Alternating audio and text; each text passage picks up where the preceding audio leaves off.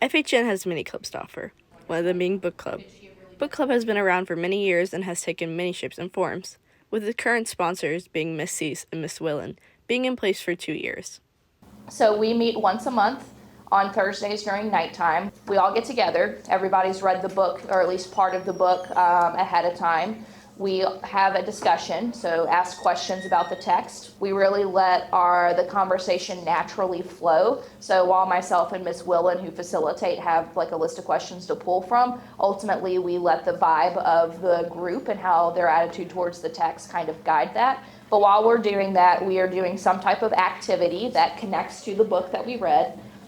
We have snacks and drinks, and then we always send students home with something that also connects with what we read. It's very chill. I feel like everyone is just welcoming, and we're all just there to have a good time and discuss what we love to do, which is read. It's usually pretty light, but sometimes when the books are a little bit like heavier topics, then we can get pretty serious, but for the most part, it's like chill and fun.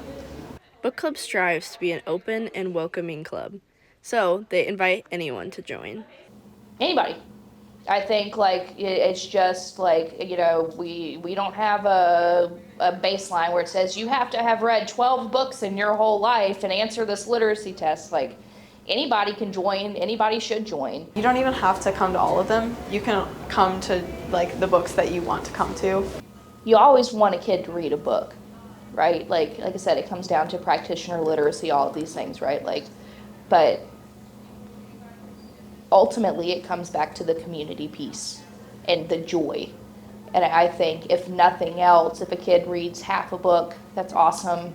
But at the end of the day, it's like, how do we cultivate joy through the contexts of books and like storytelling? And so for me, if kids are having a good time, if they're making connections with what they're reading, they're making connections with their peers and the other people in the world, that's what success looks like to me. We have a purpose and we have direction, but fundamentally it comes down to that joy of reading and that joy of storytelling and that joy of community.